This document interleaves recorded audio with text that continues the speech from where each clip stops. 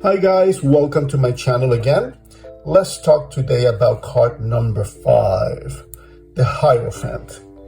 Before we start, why don't we take a look at what the etymology of this word is, the Hierophant. So it comes from the Greek. The first part of the name of the card, Hieros, in Greek means sacred, that which is sacred, that which is holy.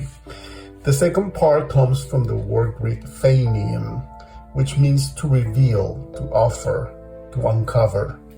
Okay, so the Hierophant, the card, is basically that sacred knowledge that is revealed to us. It could be revealed to somebody, all right, or it could be revealed through our inner knowledge.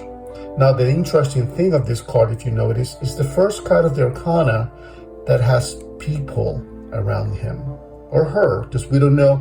It looks like at first sight that this is a man, but it could be a woman, which is lovely because it represents, knowledge could be available to both men and women, and both can be in position of power to bestow that knowledge, all right? But yeah, it's the first card that has actually two people besides the other ones. We look at the Emperor, the Empress, right, and the other cards, and they always have one figure there. There's only one person. But this one starts involving other people, all right? And interesting enough, you look at the print in this fellows here, they're looking at the Hierophant. One has roses and one has lilies, all right? And that's a very interesting concept because, it shows us a very interesting guide here, because roses are associated with passion and lilies with knowledge. So it kind of brings us to the understanding of to look at the fact that knowledge can be gained through, I'm not talking passion in terms of love, but in the terms of, for example, one of the paths of the yoga is bhakti, okay, which is through devotion.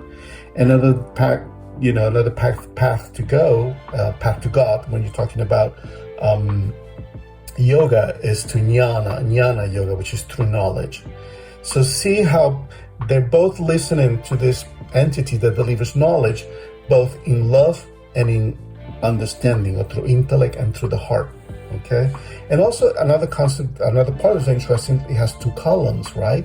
And these two columns, as opposed to the ones we saw before, are gray. So what is gray is the combination of black and white. So it's sort of the materialization of all the knowledge combined, okay, into gray. Whenever we see gray in the tarot, it means wisdom. So there's wisdom around it, all right? And I want to bring your attention also to this hand, which is holding the sign of blessing. It has a very, obviously this was more in medieval times, so later on in the 18th century, I believe 17th, 18th century. So it has a heavy Catholic influence in the depiction of the card, the drawing of the card, because that's at that point, I guess, what people understood as the priest would be the sort of papal or the Pope. You're a higher knowledge, not only a priest in terms of the priest of church, but it's the highest possible knowledge, which would be the Pope. But again, this is just a representation of sort of the background of the Catholic culture back in the day. Nothing wrong if you're Catholic today or not, or if you're not Catholic, but just know that this is just sort of a Catholic representation, because that's what was known for most people as the highest knowledge, right? And the highest person in that knowledge would supposedly be the Pope.